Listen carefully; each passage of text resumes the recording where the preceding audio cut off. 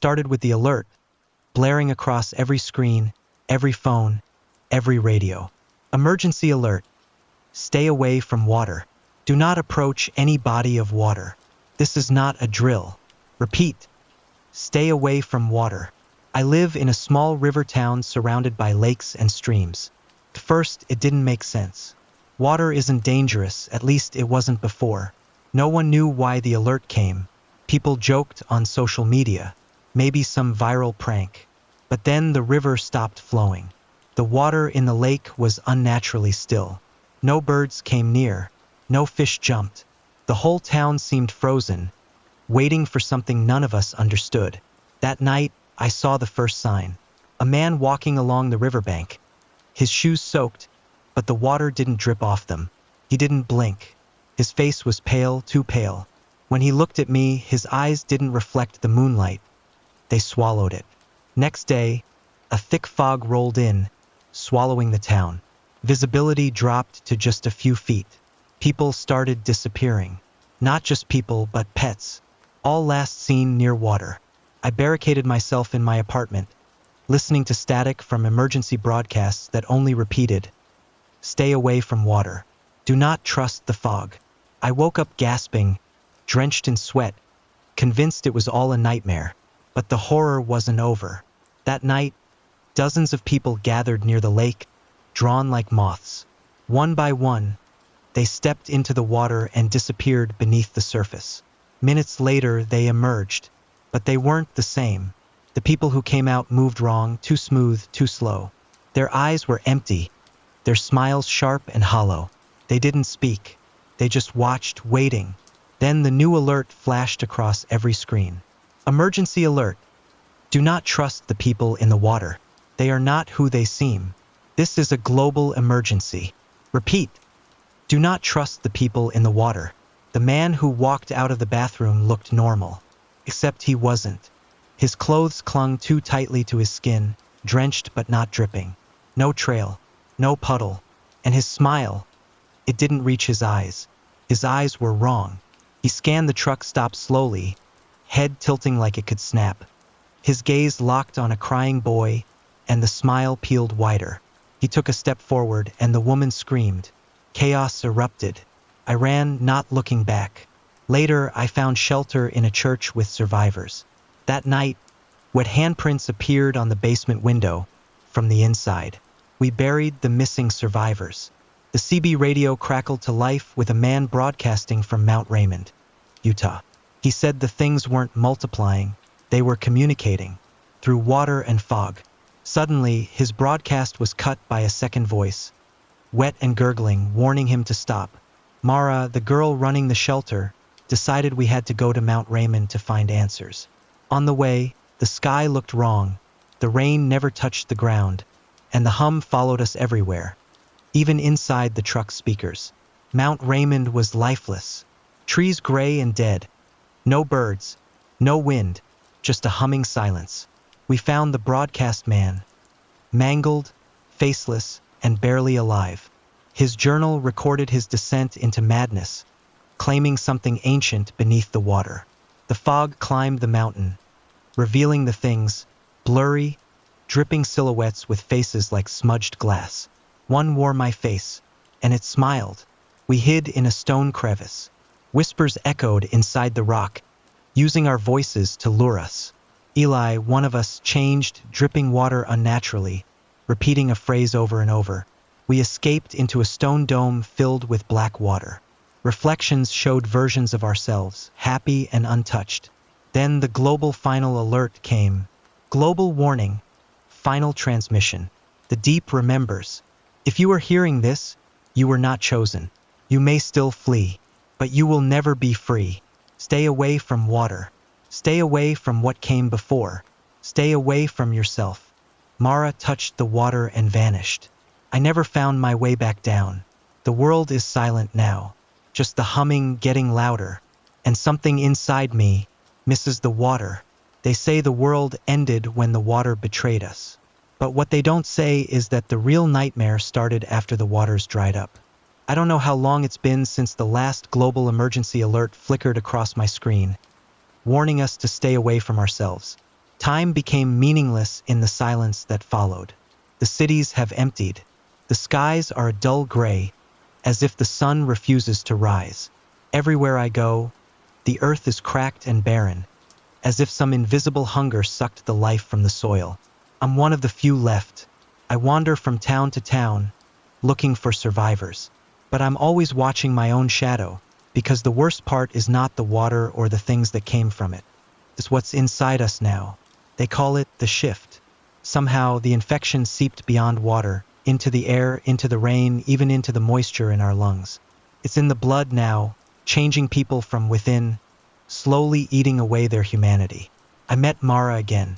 She had disappeared in that black water.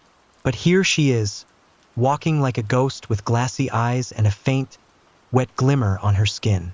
She doesn't speak, but her fingers drip cold like the river that swallowed her whole. She's not the only one. The others are here too, survivors transformed, moving in eerie silence, their smiles broken and wrong, faces like cracked porcelain. They watch from the shadows, waiting. Sometimes I catch them staring at me, as if recognizing something buried deep beneath my skin, because the shift is selective. It doesn't infect everyone the same. Some are immune, like me, for reasons I don't understand.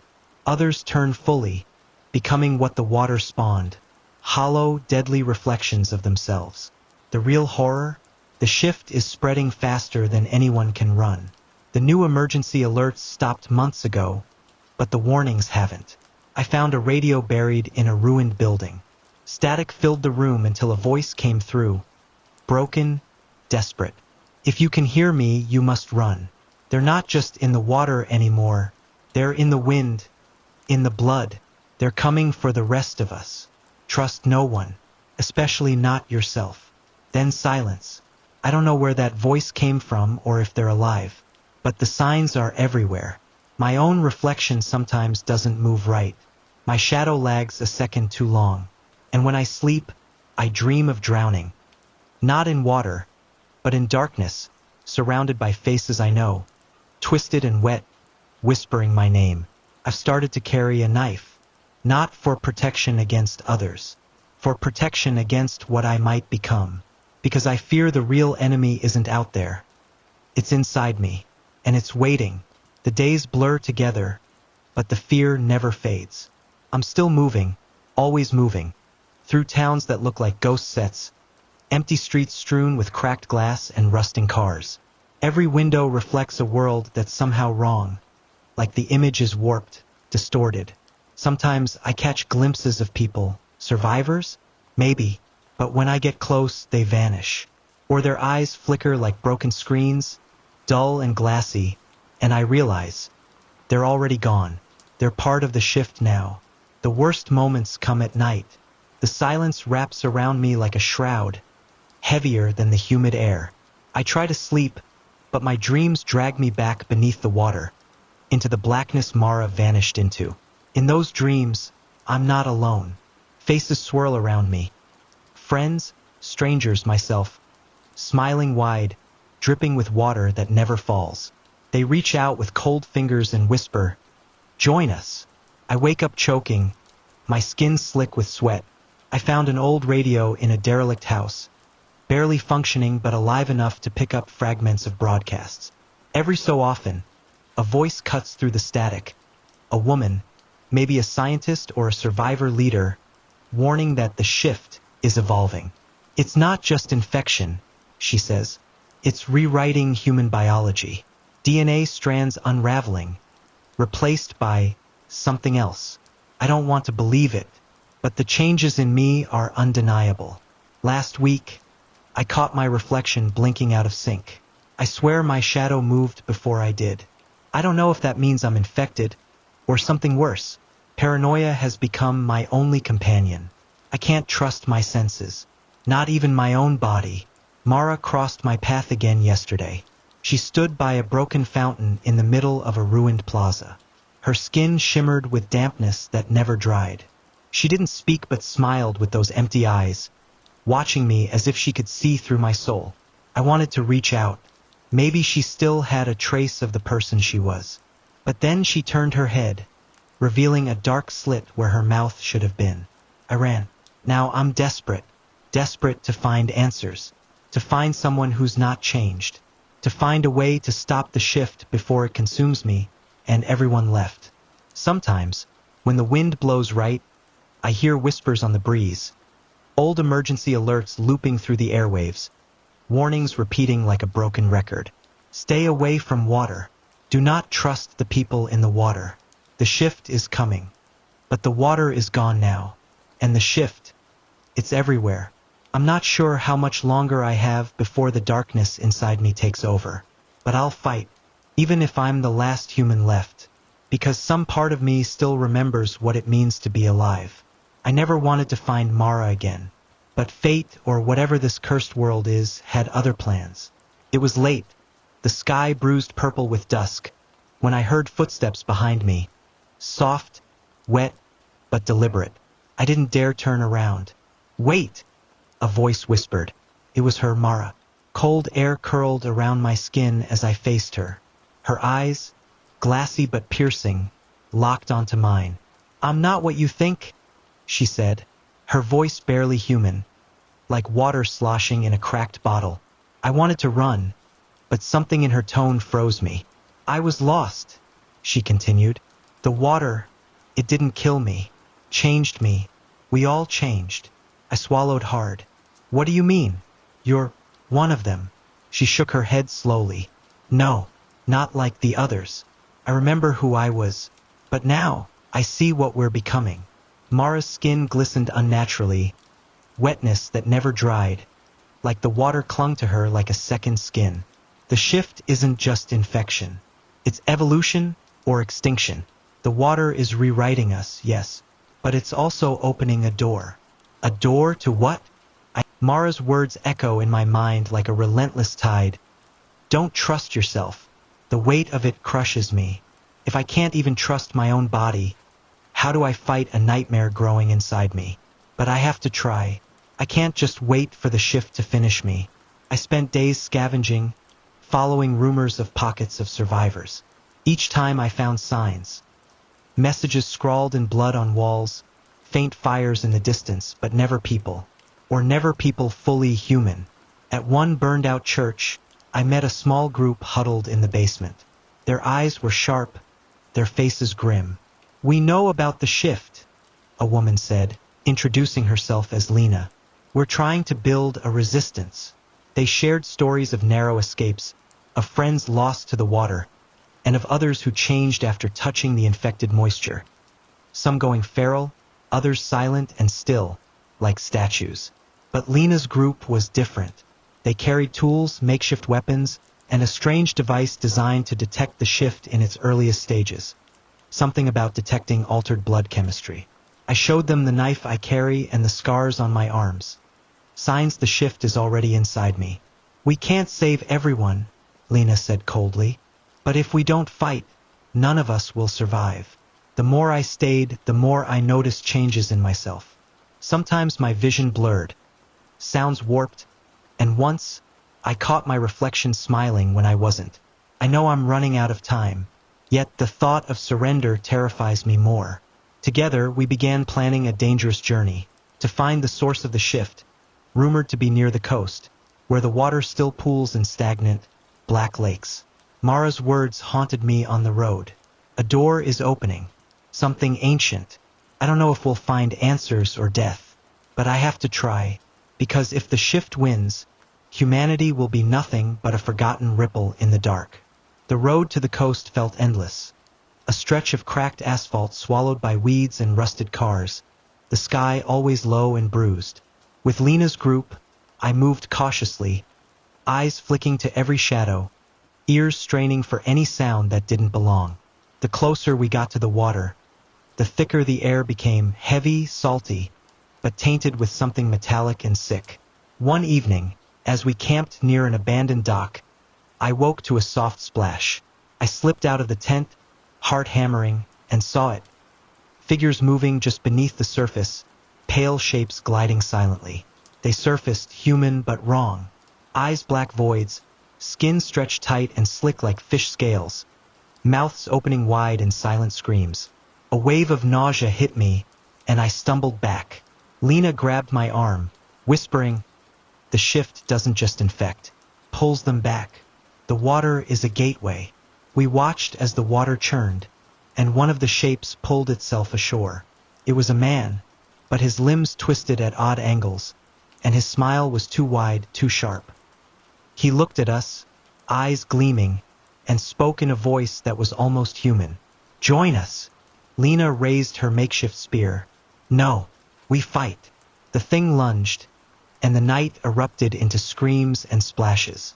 We fought until the water swallowed the creature whole again, leaving behind only a wet stain and a chill that seeped into our bones.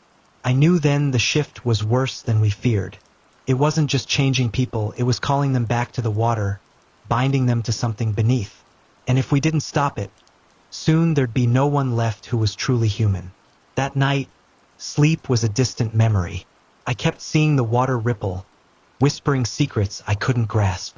Before dawn, Lena and I slipped away from the camp, drawn toward the shoreline where the black water pooled like a wound. The air grew colder the closer we got, our breath misting in the heavy silence. Then we saw it, a hole in the water's surface, a swirling vortex that seemed to breathe. From its depths, a low hum pulsed, vibrating through my bones. "Don't," Lena warned, clutching my arm, but curiosity clawed at me. Suddenly, from beneath the water, something rose. Not human, massive, twisted limbs breaking the surface like gnarled branches.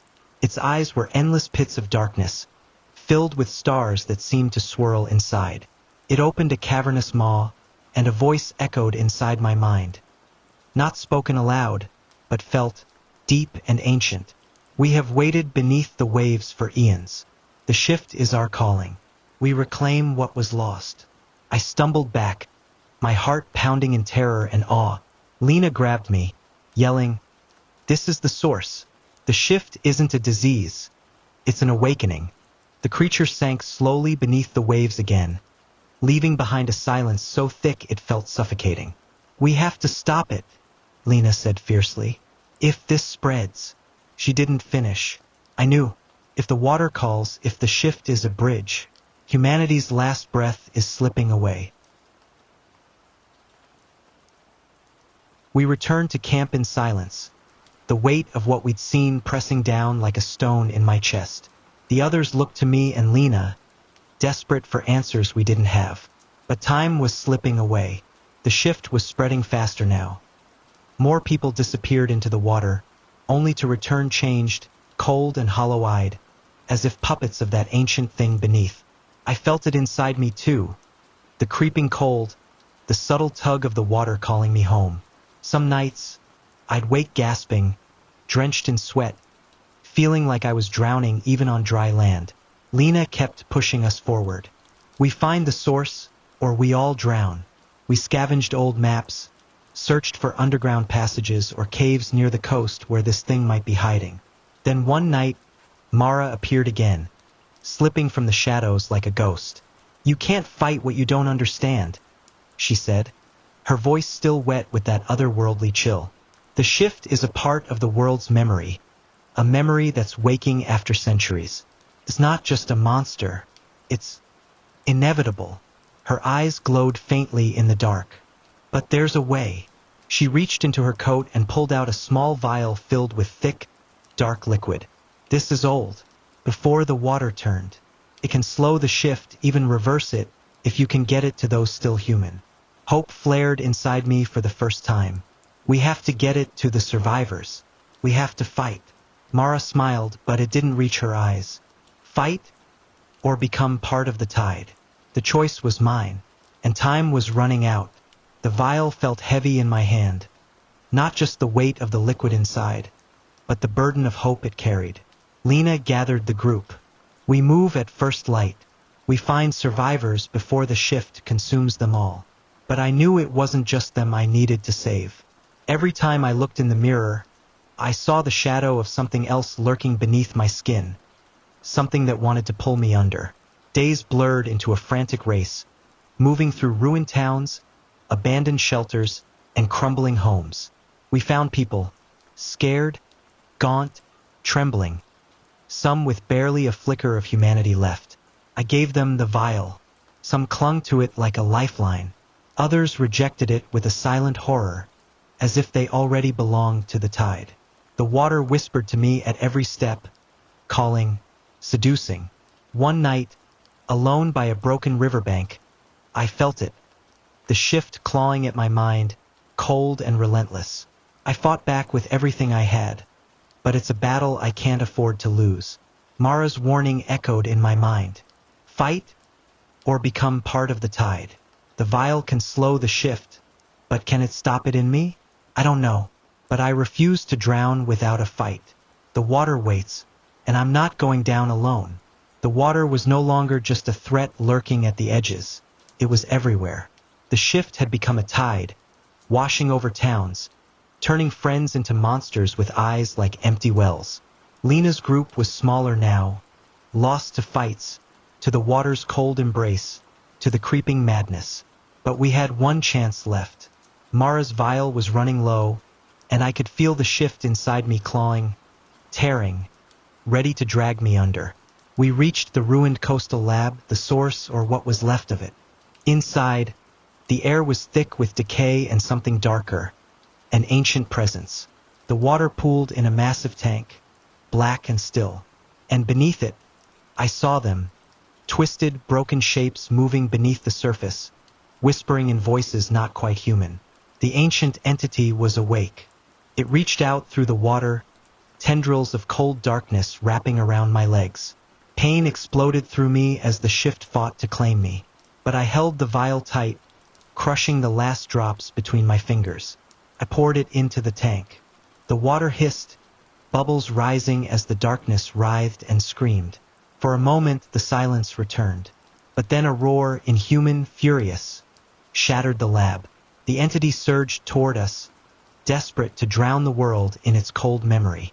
We fought, blood and sweat mingling with the black water. In the end, I felt the shift retreating inside me, but the fight wasn't over.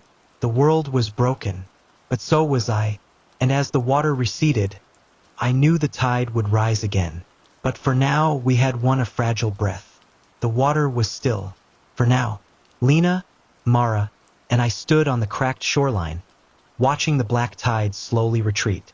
Around us, survivors emerged from hiding, haggard, haunted, but alive. The vial had bought us time, maybe even hope, but the scars ran deep. The shift was not just a sickness.